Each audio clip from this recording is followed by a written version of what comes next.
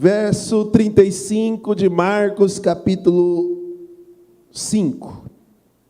Falava ele ainda, quando chegaram alguns da casa do chefe da sinagoga, a quem disseram: tua filha já morreu, por que ainda incomodas o mestre?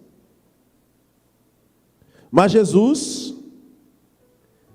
sem acudir, ou seja, sem dar atenção a tais palavras, disse ao chefe da sinagoga: não temas, creia somente. Amém. Espírito Santo, fale conosco. A mim é confiada a responsabilidade de compartilhar a tua palavra, não pelos meus méritos, mas pela tua graça. Este lugar é um lugar de fé, é um lugar de compartilhar da tua palavra, de orações, que a tua palavra possa encontrar corações rendidos, não endurecidos, mas rendidos, dispostos, ouvidos atentos a ouvir, mas corações prontos para crer, de maneira que possa haver transformações de atitudes, porque a fé, sem uma transformação de atitudes, de nada vale. Que teu Espírito Santo fale diante das nossas necessidades, no nome de Jesus. Amém. Os que creem na minha oração, digam amém. Muito bem. Jairo é o personagem que está agora diante de Jesus. E é importante entendermos quem é Jairo. Jairo, para a sua sociedade, Angeli, era um homem importante, chefe da sinagoga, um homem que tinha posição social, dinheiro e influência. Então, dentro do contexto social, ele tinha os 3 poderes que as pessoas buscam ter: o poder do dinheiro, o poder da influência e o poder do cargo. Jairo tinha tudo. Algumas pessoas gostam de fazer, nós vivemos numa geração das comparações, e quando nós olhamos para a vida de algumas pessoas, nós comparamos elas, e dizemos assim: o fulano de tal tem tudo. Jairo estaria enquadrado dentro desta pessoa que nós gostamos de comparar. Nós vivemos na geração nossa das redes sociais, nós sempre estamos comparando a vida das pessoas. E deixa eu abrir um parênteses para dizer isso a você: isso faz mal. Viver de comparações faz mal para você. Você fica lá olhando a vida do outro, olhando pela janela. Mesmo antes das redes sociais, já tinha um ditado que dizia: a gente sempre acha que a grama do vizinho é mais verde do que a nossa. Deixa eu dizer para você, todo mundo tem desafios. Todas as famílias, todas as pessoas, todos nós temos as nossas preocupações, e não importa a posição. Nós estamos aqui diante de um personagem bíblico, que eu estou dizendo para você: se nós fôssemos, Alexandre, comparar a vida dele, olhar para a vida dele, é aquela pessoa que a gente olha e diz: tem uma vida perfeita, tem tudo que alguém poderia ter.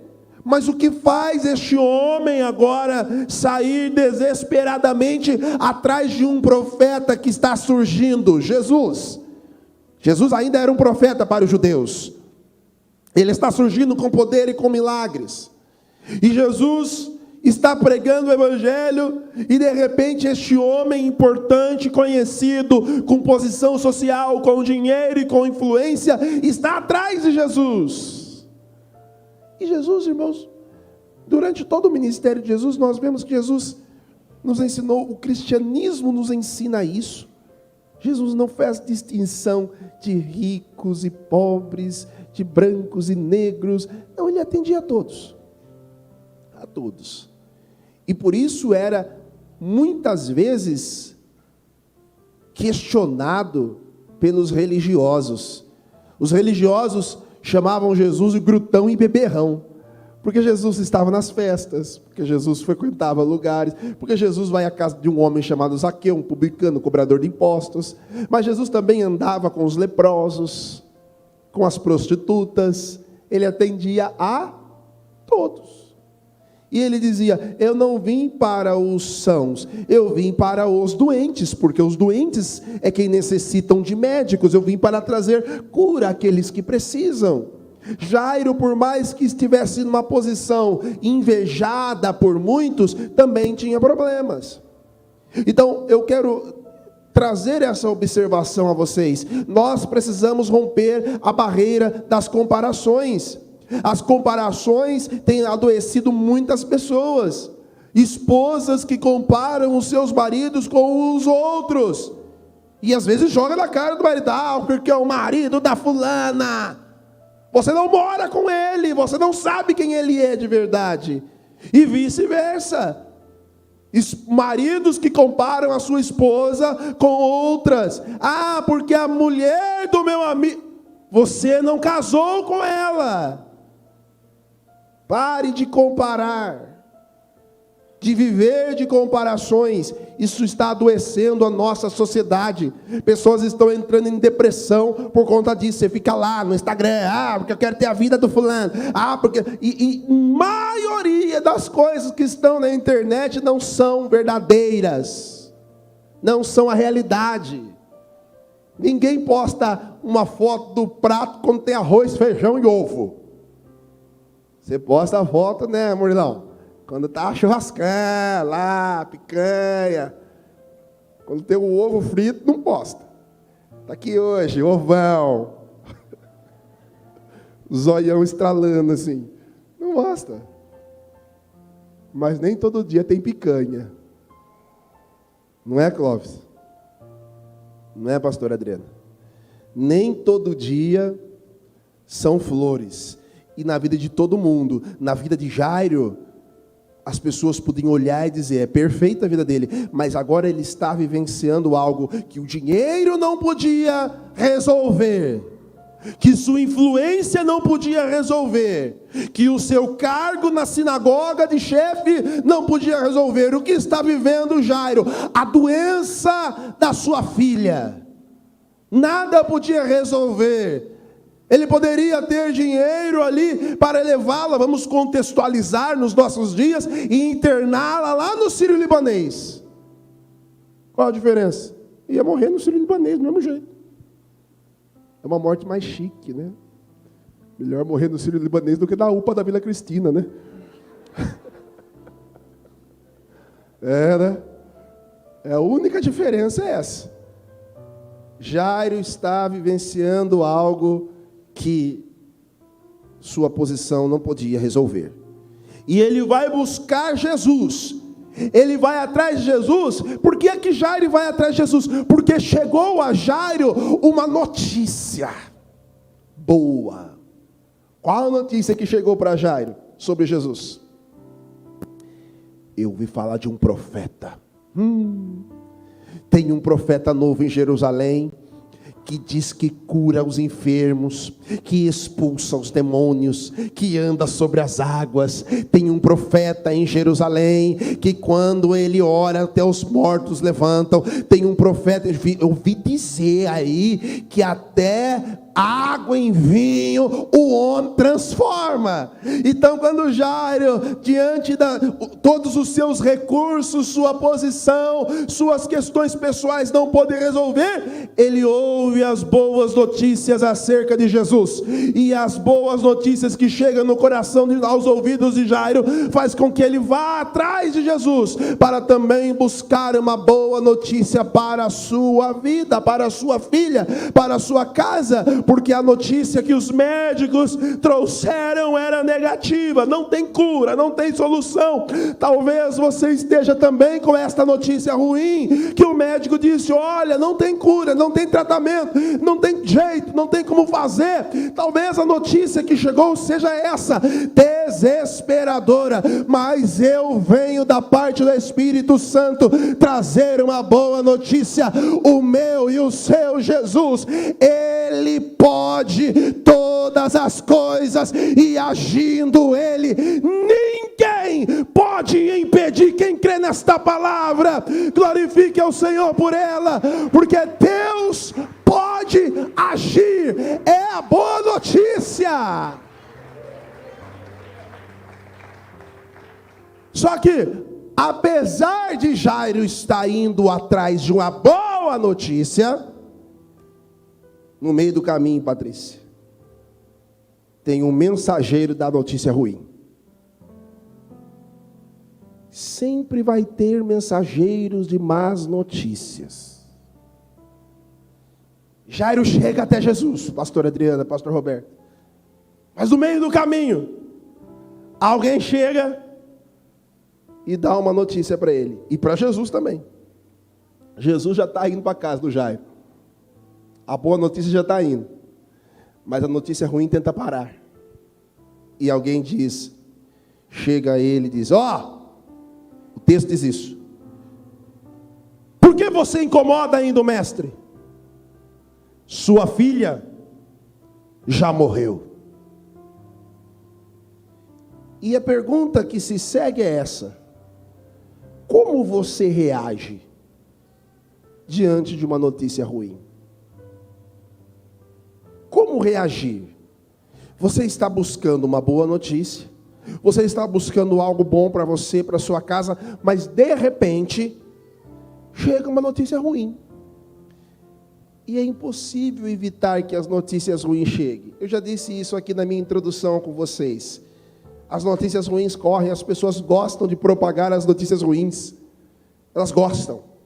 Tem gente que tem prazer em propagar as notícias ruins. A notícia ruim chegou. Como reagiu Jesus diante da notícia? É muito clara a reação de Jesus. Verso 36. Chegou a notícia da morte da menina. Jesus olhou para Jairo e falou: ei, agora já era, vamos embora, acabou. Foi isso que Jesus falou? Não, a Bíblia diz, Jesus nem deu atenção para aquela notícia. O texto diz assim, mas Jesus, sem acudir, sem dar ouvidos às notícias ruins.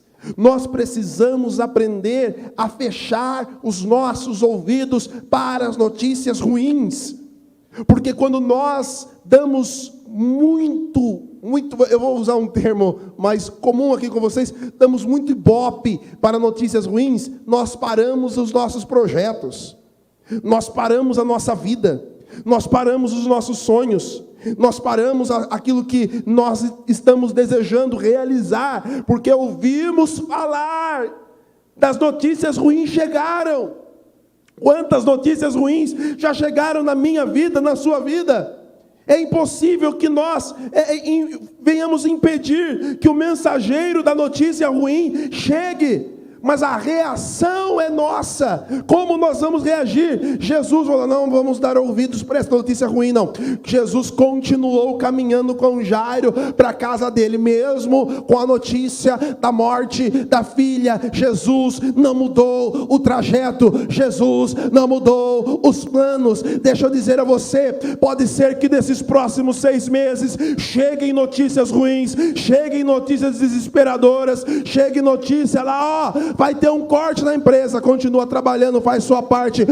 Vai ter uma dificuldade aí, vai ter crise financeira, continua acreditando, continua fazendo a sua parte. Vai ter uma coisa muito ruim no mundo, continua o plano, continua o projeto, porque Jesus continua andando com você em direção ao teu milagre. Eu acredito nisso. A notícia chegou, Jesus continuou. Deixa eu te contar um segredo.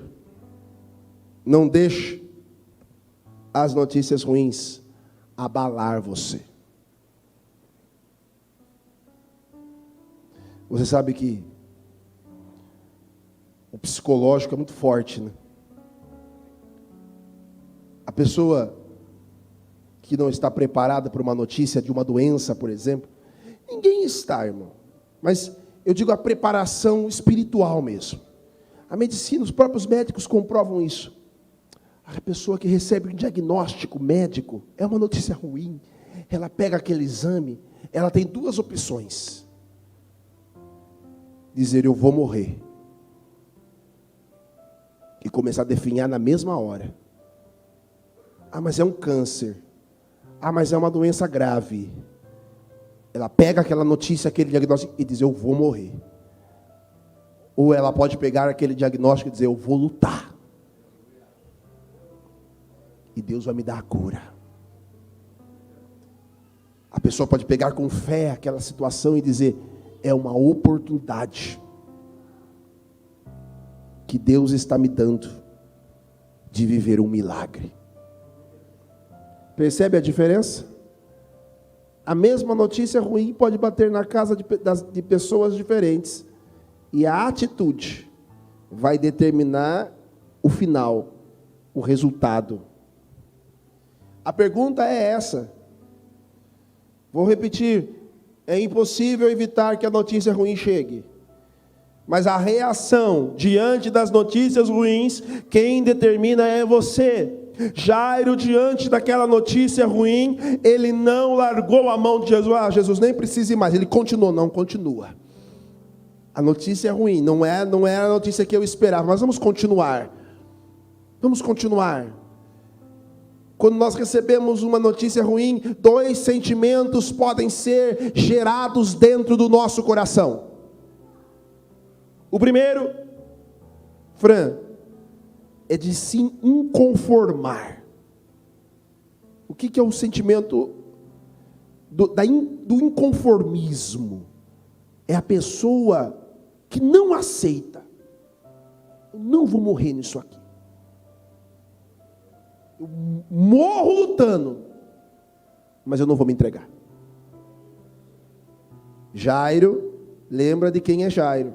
Jairo não precisava de dinheiro, Jairo não precisava de influência, Jairo não precisava nada disso que às vezes que é a luta de tantos de nós dia a dia. Jairo precisava de um milagre para sua filha. E ele, ao receber a notícia, ele diz, eu não aceito. Eu vou continuar levando Jesus para casa. E Jesus, irmãos, ele é movido pela fé. O Senhor atende. Escute o que eu vou dizer para você. Sempre falo isso nas quartas-feiras para vocês. Deus não atende necessitado. Não, pastor, não. Por que necessitado, Josias? Tem um monte. Mesmo nos dias de Jesus, quantos leprosos, quantos doentes, quantos coxos, quantos enfermos tinha? Muitos. Quando corria a notícia que Jesus curava, os enfermos saíam de todo lugar e iam atrás de Jesus. Então, o que é que Deus atende? A fé. Toda vez que nós vemos um milagre na Bíblia, a Bíblia diz, e vendo Jesus, o quê? A necessidade? Não, a fé. Agora, faça essa análise você, cada um de nós aqui, de si mesmo. Tem necessidades nossas que Deus ainda não atendeu, não é porque Ele não viu a necessidade, Ele viu a necessidade. Ele só não encontrou fé em você para atender ainda. Ele já viu a necessidade. Ele só está esperando encontrar em você fé, porque muitos de nós optamos por ouvir as más notícias e matar a nossa fé. Jairo optou por ouvir a boa notícia e crer, a má notícia e crer que aquela má notícia era uma oportunidade para que Deus se revelasse com um milagre na casa dele. É a fé que Deus atende. Não adianta ficar fazendo oração para Deus, oração de piedade, oração de coitadismo. Ai, Senhor, porque eu sou o pior das criaturas. Porque eu sou o verme de Jacó. Você é mesmo, tudo isso. Eu sei, todos nós é. Mas Deus não atende isso. Deus não atende isso. Deus atende a fé. A nossa atitude de fé é que agrada ao Senhor. Aí Deus vem e abençoa. Porque ele olhou a fé. Lembra do cego de Jericó? Era comum os enfermos ficarem na beira da estrada, sentados. Eles eram colocados ali para quê? Para pedir esmolas. Eles eram colocados ali como pedintes. E aí, o cego, o Bartimeu, ele começou a berrar lá, que nem um louco. Jesus, filho de Davi, tenha compaixão de mim. Jesus, vendo o quê? Que ele era cego? Não. Vendo que ele era pobre, miserável? Não. Vendo a fé dele. Primeiro que ele reconhece que Jesus era o filho de Davi. Poucos reconheciam naquele tempo que Jesus era o filho de Davi. E aí quando ele reconhece, Jesus vê a fé dele, Jesus vai até ele. Jesus vai até ele. E perceba que antes de liberar a cura física, Jesus fala, perdoados estão os teus pecados. Ele liberou a salvação antes da cura física. Sempre vai ter salvação antes do milagre. Porque o mais importante é a salvação, não é o milagre. É melhor ir paralítico para o céu do que paralítico, do que ir andando para o inferno. É melhor ir pobre para o céu do que ir rico para o inferno. O mais importante sempre será a nossa salvação em Jesus. Quando a notícia ruim chegou, de maneira alguma, Jairo aceitou. Então, o que gerou no coração de Jairo foi um sentimento de não se conformar, não aceitar que aquela notícia ruim fosse conduzir a sua vida. Agora, um outro sentimento gera, Pascoal, no coração das pessoas, quando recebem uma notícia ruim, quando recebem algo que não gostaria de receber. Qual o sentimento? A revolta. Tem gente que fica revoltado. Ah, porque eu perdi tudo. Também, agora não vou mais falar com Deus, porque eu não acredito mais em Deus. Eu já conversei com pessoas que perderam filhos. Talvez não tenha dor maior no mundo. Jairo está vivendo esta dor. Sua filha morreu. Talvez não tenha dor maior. Para mim, pelo menos, eu não imagino, Ivone, uma dor maior do que perder um filho. E muitas pessoas que passam por uma situação como essa, de uma perda grande, elas recebem essa notícia, elas se revoltam, pastora Sônia. Elas se revoltam, por que Deus deixou isso acontecer? Tanta gente ruim no mundo, tanto bandido, tanto isso, tanto aquilo. E ela fica revoltada. E ela fala, agora também não quero mais saber de igreja, não quero mais saber de Deus, não quero mais saber de nada. E esta revolta só traz para a vida dela destruição, amargura.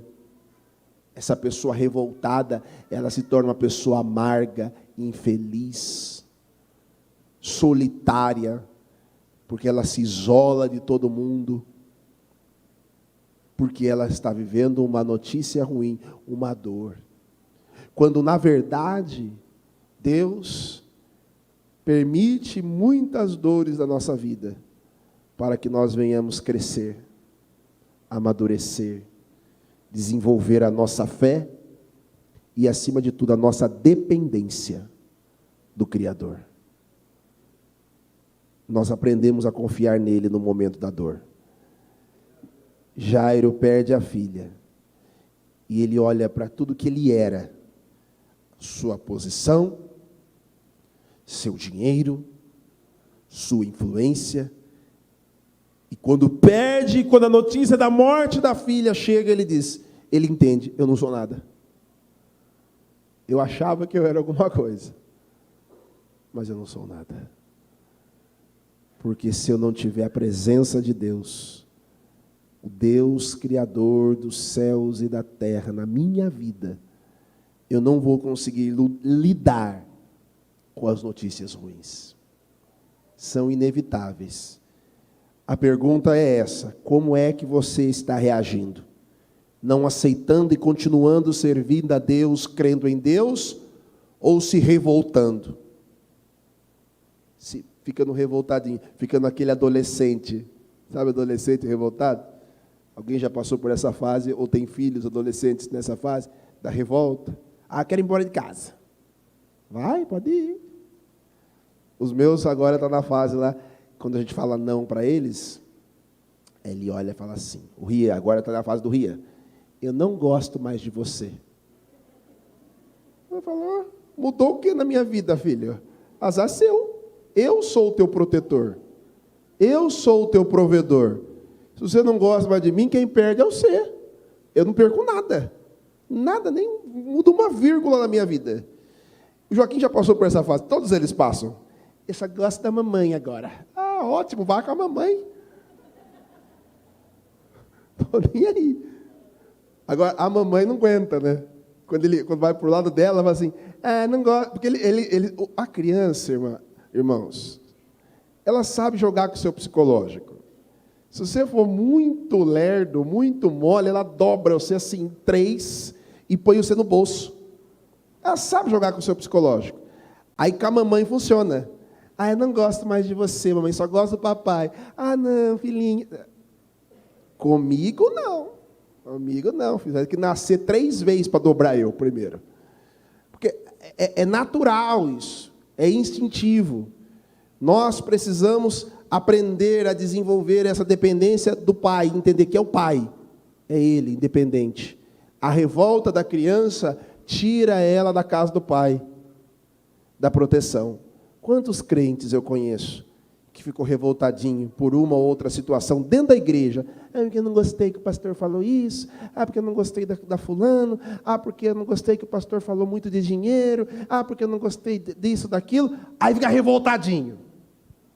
Aí sai debaixo da proteção da palavra, das promessas de Deus e vai para longe.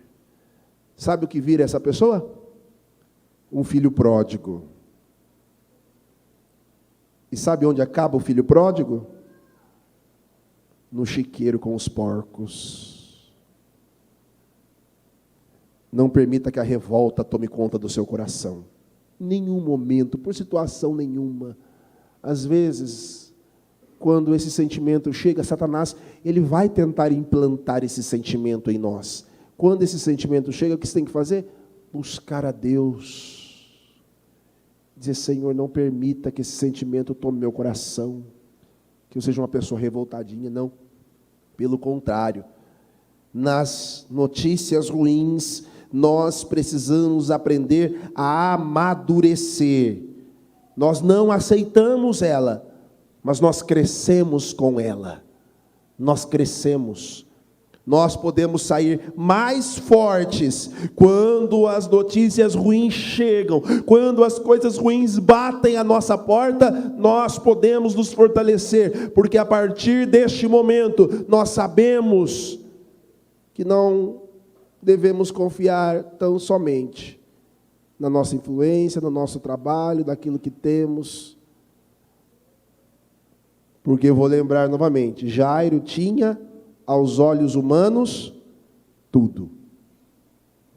Mas diante de uma notícia ruim, ele entendeu que ele não tinha nada. Porque o tudo que você possa achar que tem, sem Deus, não é nada. Não é nada. Jesus vai à casa de Jairo. Chega à casa de Jairo. Todos estão vivenciando a má notícia, mas Jesus dá a boa notícia. Ele é especialista em transformar notícias ruins em notícia de milagre. Ele ressuscita a filha de Jairo. E eu quero encerrar dizendo isso a você. É tempo de você ressuscitar coisas que estavam mortas na sua vida, pelo poder da palavra de Deus, transformando-se em um mensageiro de boas notícias. Você pode fazer esse exercício comigo este mês, de não passar à frente nenhuma notícia ruim. Nenhuma notícia ruim. Do que for. São Paulo perdeu, não conta para ninguém, irmão, coisa ruim. Não passe notícias ruins à frente. Passe só as coisas boas. Amém?